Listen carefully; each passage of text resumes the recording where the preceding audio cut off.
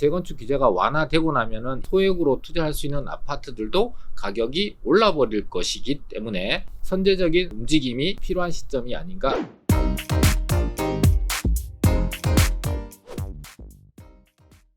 안녕하세요. 대부권의 공기환입니다. 지금 현재 대선을 앞두고 부동산 시장이 숨죽이고 관망세가 이어지고 있는데요. 재건축 시장은 그렇지 않다고 합니다. 어느 지역이 오르고 있고 또 어느 지역이 조금 하락하고 있는지, 현재 재건축이 진행되고 있는 지역 단지들 중에서 소액으로 투자할 수 있는 재건축 단지들은 어떤 것이 있는지 알아보도록 하겠습니다. 서울 집값 떨어지는데 재건축 아파트는 무풍지대라는 기사 제목입니다. 자, 그래프에서 파란 그래프는 일반 아파트에 대한 변동성을 나타내고 있고요. 검정색 그래프는 재건축 아파트의 변동성을 나타내고 있는데, 맨 밑에 있는 검정색 라인이 보합입니다. 그리고 위쪽으로 살짝 올라와 있는 상태에서 뚜렷하게 횡보를 보이고 있는 일반 아파트 그래프를 보고 있고, 이 일반 아파트에 대한 투자 수요는 지금 현재 관망세가 굉장히 짙어지고 유지가 되고 있다라고 볼 수 있는데, 비해서 재건축 아파트 같은 경우는 며칠 단위로 등락이 반복되는 좀 더 상대적으로 변동성이 큰 그래프 양상을 보이고 있다라고 볼 수 있습니다. 자, 그리고 평균치로 봤을 때도 보합권에서 상당히 높은 수준의 가격 변동률을 보이고 있고 상승률을 보이고 있다라고 할 수 있습니다. 대선을 앞두고 어느 후보가 되든 간에 재건축에 대한 규제가 완화될 거에 대한 기대감을 나타내고 있고, 대선 이후에 재건축 규제가 완화되면은 혹시나 가격이 급등을 해서 내가 투자 기회를 놓치지 않을까라는 우려 때문에 미리미리 움직이는 수요들이 많다라고 할 수가 있습니다. 최근 서울 집값 하락세가 뚜렷한 가운데 재건축 단지 아파트 값은 여전히 강세를 보이고 있다. 특히나 재건축 규제 완화 기대감에 의해서 이렇게 부각된 영향이다라고 나타나고 있고, 압구정동의 현대 7차 전용 144.2제곱미터가 평형이 50억을 찍은 건 이게 처음이라고 합니다. 그리고 압구정 현대 1차 196제곱미터형은 80억이라는 거래 신고가를 갱신했습니다. 이 두 아파트 단지가 모여 있는 곳이 압구정동 3구역이라고 볼 수 있는데요. 이 지역은 서울에서 추진 중인 신통기획에 참여를 해서 재건축 속도를 내고 있는 지역이다 보니까 많은 기대감과 또 신고가를 갱신하고 있는 모습을 볼 수가 있습니다. 이유는 누가 당선되더라도 재건축 규제가 완화가 될 걸로 기대감이 이루어지고 있고, 특히나 이렇게 기대감이 커지자 예비 안전 진단을 신청하는 단지들이 잇따르고 있다고 합니다. 강북권에서 재건축 아파트들이 가장 많이 밀집되어 있는 노원구 같은 경우는 최근 3개월간에 중계무지개, 중계주공 4단지, 건영 2차, 하계미성, 해릉 우성 아파트 등 5개 단지가 안전진단을 신청했고, 영등포에서도 신길 우성 3차 같은 경우가 최근에 예비 안전진단을 신청을 했다고 합니다. 그래서 재건축 규제가 완화될 거에 대한 기대감, 발빠르게 뭔가가 이루어지고 시장에 뉴스가 나오고 나면은 매물이 싹 사라진다는 걸 알게 되다 보니까 투자자들이 미리미리 선제적으로 대응하는 모습들을 보이고 있는데요. 부동산 경기의 큰 흐름이 꺾이고 있고, 재건축 단지 가격 상승 흐름이 계속 이어질지는 좀 더 지켜봐야 되는 견해도 있다라고 합니다. 강남권에서 대표적인 재건축 단지 중에서 하나인 3790 5단지 재건축이 통과됨에 따라서 서울 아파트 가격이 소폭 상승했다고 합니다. 서울의 아파트 전체 가격을 한 개 단지가 재건축이 진행된다고 해서 소폭으로 상승했다라고 얘기하기는 좀 어렵지만, 이런 잠실주공 5단지와 비슷한 절차와 진행이 되고 있는 단지들이 전체적으로 서울에 있는 아파트 가격을 좀 더 상승시키고 있다라고 볼 수가 있는데요.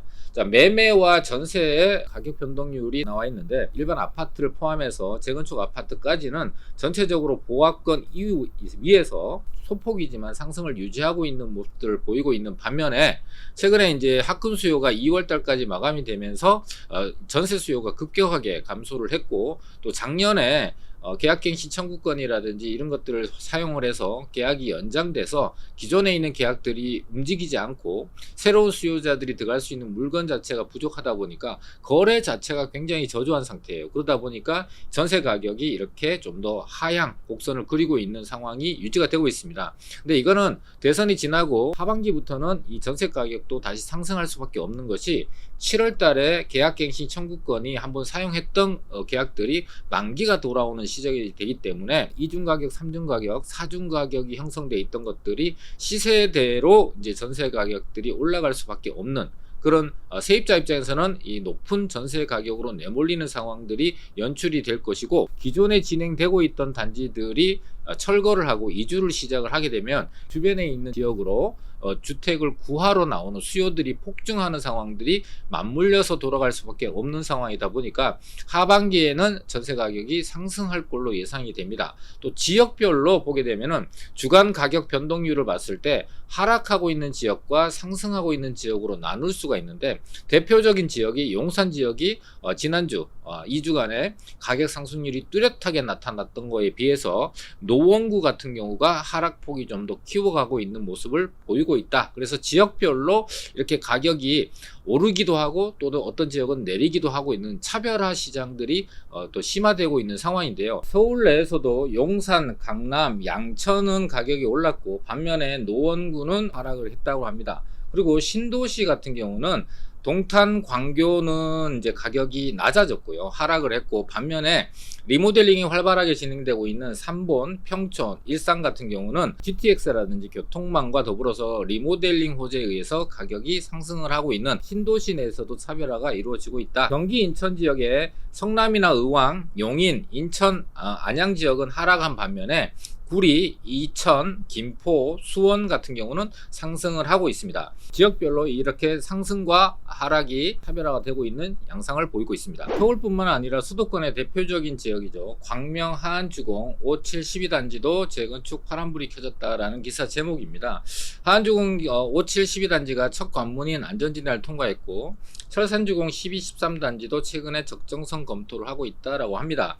철산주공 12, 13대 단지 같은 경우는 안전진단이 3단계로 있거든요. 예비 안전진단, 그 다음에 1차 정밀안전진단, 2차 정밀안전진단이 있는데, 지금 이 철산주공 12, 13단지 같은 경우는 2차 정밀안전진단을 진행하고 있다고 합니다. 하안주공 57, 12단지는 예비안전진단을 통과했는데, 첫 단계인 예비안전진단부터 사실은 큰 걸림돌이라서 통과하기가 굉장히 어렵습니다. 근데 이 3개 단지가 예비안전진단을 통과했다라고 하는 것은 시장에서 이 아파트 3개 단지는 본격적으로 재건축이 시작되는구나, 재건축이 돼서 새 아파트가 될 때 높은 가치 상승이 예상되기 때문에 많은 관심이 쏠리고 있는 상황이거든요. 상대적으로 작은 자본을 갖고 재건축 아파트를 투자하기 굉장히 어려운데, 수도권에 있는 이렇게 좀 더 발빠르게 움직이고 있고 진행이 속도감 내고 있는 단지들을 중심으로 해서 소액으로 투자할 수 있는 단지들 같은 경우는 먼저 대선이 지나고 나서 뭔가 규제 완화될 때까지 기다리시는 것보다는 좀 더 빨리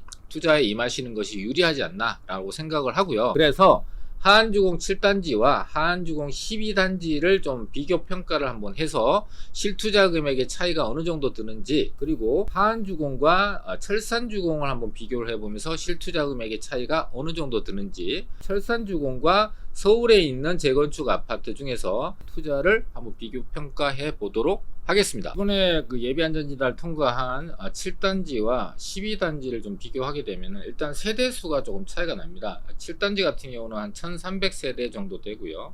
12단지 같은 경우는 2400세대 정도 되는 규모의 차이가 좀 있고, 7단지 같은 경우는 용적률이 182% 정도 되는 거에 비해서 12단지 같은 경우는 155%로 용적률이 좀 더 이점을 갖고 있는 게 12단지다 라고 보시면 됩니다. 전용 면적 80제곱미터 가격이 한 6억 9천만 원 정도 하고 전세가 한 3억 한 7천만 원 정도 하니까 실투자 금액이 한 3억 정도 들어가고 있습니다. 반면에 이 용적률 자체가 조금 더 유리한 12단지 같은 경우는 전용 면적 80제곱미터가 금액이 한 7억 5천에서 8억 정도 하고 있고, 전세가 한 3억 8천 정도 비슷하게 돼 있으니까 실투자 금액이 한 4억 정도로 7단지보다 한 1억 정도 차이가 나고 있다. 그래서 좀 더 투자 금액이 많이 들어간다, 이렇게 비교할 수 있고요. 이 하안주공 7단지나 12단지보다 입지 여건이 훨씬 더 좋고 지금 진행 속도가 훨씬 빠른 철산주공 12단지 같은 경우는 현재 전체 세대수가 1800세대에 용적률 자체가 159% 정도 되고, 그러니까 철산 12단지와 용적률은 좀 비슷한 수준인데 진행 단계가 좀 빠르고 7호선 역세권 초역세권에 있는 대단지다 보니까 가격대가 지금 현재 한 9억 7천만 원 정도의 가격이 형성돼 있고 전세 가격은 한 3억 7, 8천만 원 정도 형성이 돼 있다 보니까 실투자 금액이 6억 정도 들어가는 상황이 됩니다. 그래서 7단지 같은 경우는 실투자 금액이 약 3억, 하한주공 12단지 같은 경우는 한 4억 정도 드는 거에 비해서 상대적으로 진행 속도가 빠른 아파트 단지, 또 상대적으로 입지가 좋은 단지들을 중심으로 해서 실투자 금액이 좀 더 많이 들어가는 3억, 4억, 6억 정도의 가격 실투자 금액이 들어간다라고 비교해 보시면 될 것 같고, 자 여기서 철산주공 12단지가 입지가 좋고 광명시 내에서 또 단지 규모도 사업성도 상당히 좋은 걸로 평가를 받고 있기 때문에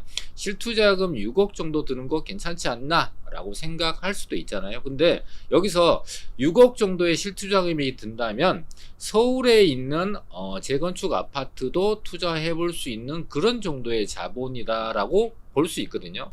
서울에 있는 아파트와 잠깐 비교를 한번 해보면은요. 자, 광운대 역세권에 있는 미미삼이라는 아파트는 워낙 유명하니까 우리 시청자분들이 모두 다 잘 아실 거예요. 자, 미미삼 같은 경우는 세대수가 3,930여 세대 정도 됩니다. 굉장히 크죠. 이 세 개 단지를 합치다 보니까 거의 4,000세대에 육박하는 매머드급 단지고요. 현재 용적률이 131%입니다. 그러니까 지금 현재 철산주공 12단지나 하한주공 12단지보다 훨씬 더 용적률 면에서 유리한 부분, 그러니까 사업성 면에서 훨씬 더 유리한 부분이 있는데, 이 아파트에 78제곱미터 정도 되는 아파트 가격이 9억 5천 정도에 전세가 3억 정도 하니까 실투자 금액이 한 6억 5천만 원 정도 드는 상황이 될 수 있습니다. 자, 그러면은 내가 서울에 있는 미미삼 아파트를 투자할 것이냐, 아니면 광명시에 있는 철산주공 아파트를 투자하는데 6억과 6억 5천 정도의 실투자 금액의 차이라면 저는 미미삼 아파트를 투자하는 게 훨씬 더 유리하지 않느냐.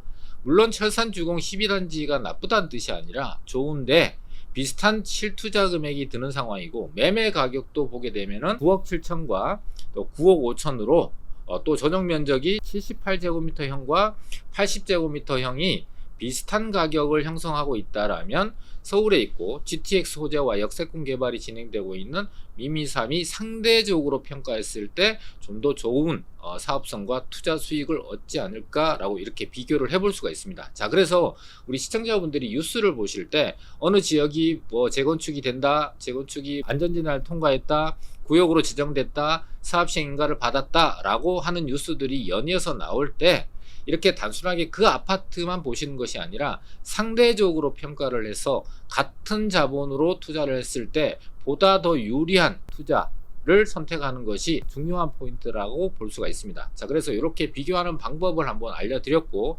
상대적으로 적은 자본이, 그러니까 6억이 없는 분들은 이거에 대해서 고려 대상이 아니니까 현재 내가 갖고 있는 자본이 3, 4억 정도의 자본이다 라고 하면은 하한주공 7단지와 하한주공 12단지 정도를 투자해서 실천을 하는 것이 중요해요. 나중에 재건축 규제가 완화되고 나면은 이런 소액으로 투자할 수 있는 아파트들도 가격이 올라버릴 것이기 때문에 선제적인 움직임이 좀 필요한 시점이 아닌가라고 생각을 해봤습니다.